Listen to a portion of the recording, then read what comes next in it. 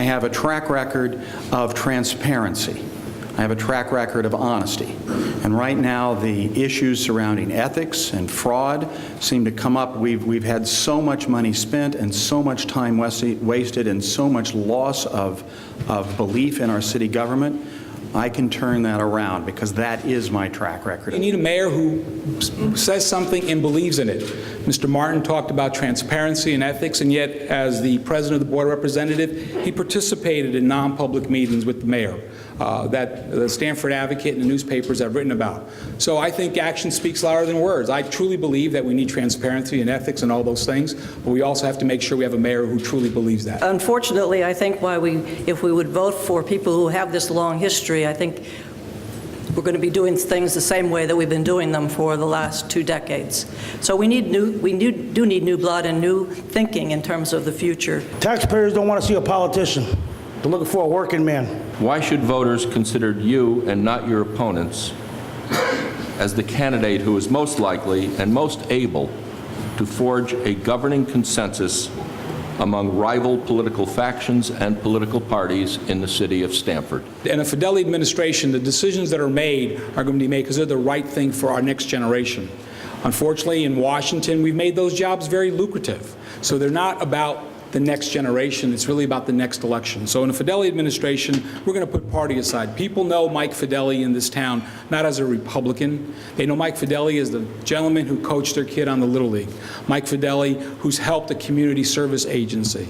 Mike Fedele is someone who's given up his time to serve in office. And Mr. Fedele seems to think that he's not a Republican, but when it was necessary for him to be a Republican, a conservative Republican, he signed the no tax pledge. That's the same no tax pledge that led to gridlock in Washington, D.C. It was a major problem, and in my opinion, it was a mistake, because you're not coming balanced, you're coming with a no tax pledge. When he was on the Board of Reps, he looked to cut over $1.2 million from the Board of Education. That's the equivalent of about 40 teachers when he was there. And when he didn't get that cut, he then voted against the budget, which sounds an awful lot like what's going on in Washington today. This is not collaboration. The two-party system, I think, has failed us. When we have the right data and we have all good intentions, we will come together. And I've always been able to be a good communicator to get people by developing trust, so that, and being a person of my word. I got the shoulders to carry Stamford, and I can do the job. I don't sit on a board. Last couple boards, whoever's sitting on boards, nothing's being changed. Same old, over the years. Time for new boards. Among the most controversial development plans in Stamford has been BLT's proposal to move hedge fund giant Bridgewater to the former site of the city's last working boatyard. Do you support this proposal? And if so, what steps will you take as mayor to ensure that all sides are appeased by the deal? Well, I'm against it.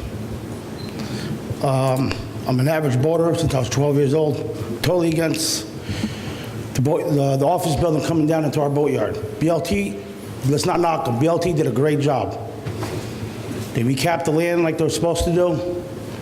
Rules and regulations, a little bit bent, a little bit. As of mayor, there won't be no more rules bending. I'm saying that the boatyard, we need to establish is on the 14 acres down in the south end, where it was supposed to be done. And Terry's and follow up in the shoes, BLT was supposed to clean that facility and restore a boatyard. It's consistent with, boatyard would be consistent with the master plan, the coastal area management. We lost 700 or 800 jobs that were related to boats when we closed the brewery yacht. And we've closed 7 boatyards so far. We need to preserve our heritage. We started out with a requirement to keep a boatyard as part of a larger deal to build the south end. It was a great deal, and we've been moving forward.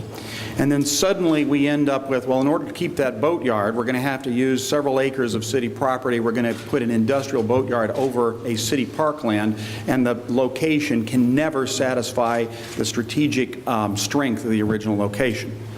That's not a good deal. In fact, that's a fundamental violation of the deals that we made and the type of agreement. And you want to know something? Don't misconstrue me. I want Bridgewater to come to Stamford, absolutely. But we don't bend over backwards to do everything they want. I was the one who stood up and said no, for the reasons that I've already given you. I want Bridgewater to come. We've got to find another alternative to make that happen. Send a message out to the investment and business community that we do not want economic development in the city of Stamford, and you will sink quickly to the channels of Detroit. Ladies and gentlemen, I believe in maintaining the quality of life. I said that earlier, that we talked about, the parks, our beaches, the boatyard, and things of that nature. I think that all comes into play. But let's also talk about how we are going to get from 75 to number 1, and that's providing jobs and opportunities for all our residents, good paying jobs that they can afford to be in the housing that's in Stamford. They can afford to send their children to higher education, Sacred Heart University, University of Connecticut, and so on. So as mayor, I will send the message out, Stamford is open for business. However, I want to make sure that we balance the needs of our business community, we balance the jobs that are needed by our business community with the quality of life issues, with boatyards, with parks, with beaches, making sure that that's all of a balance. And I think, unfortunately, that kind of got off rail in the prior process. Wright Tech is set to reopen next fall. Putting aside the reasons and how it ended up closing, what role does that school play in the future of the city, and how will you support that role? In our last debate, that question came up, and Mr. Martin had his facts wrong. I was committed to Wright Tech in 2010, as I am today, but I was committed to making it a modern, successful school, and was on the committee established to reopen it, even though he's been told not. Jack Conlon was the president of that. In fact, if you go to the State Technical College high school system, Governor Daniel P. Malloy, there's a press release here that says that we were doing that. There's also an article written on Monday, June 7th, 2010, by Brian Lockhart in the Stanford Advocate that says, quoting me, "I'm committed to Wright Tech because education is the key to economic competitiveness, the need to ensure that our children have expanded educational resources in increasing global economy, not decreasing. It makes sense to reopen the facility, and it is an investment in our future."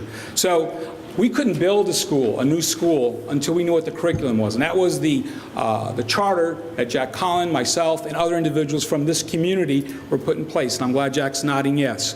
Once that was put in place, we then were able to build a new school. We were out of office. So I just want to make sure for the record that the facts are clear. It's not that those facts are wrong, it is that they are only part of the story. You leave out much of the story many times, Mr. Fedele. And with all due respect, you say you are committed, but when the Stamford delegation on a bipartisan basis put in legislation to protect that property, to make certain it would not be sold to a private developer, you opposed it. You opposed it very strongly. And more importantly, that school was neglected.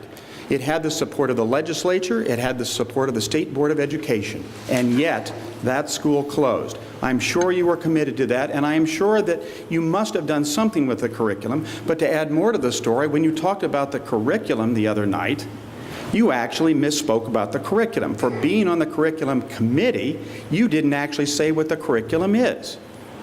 I come back to a basic point, which is that you can't just say that you're for something. You actually have to do something. You actually have to get results. I think there's many of our students are not planning, or maybe wouldn't even like to go on to college and higher education. But this is education that is critical to many of our young people. I think in terms of their any education is a gateway to success. I am so proud that we'll open up Wright Tech, and hopefully we can fill the school, keep the school going again. If we get Wright Tech to open back up again, they said they were short of kids coming.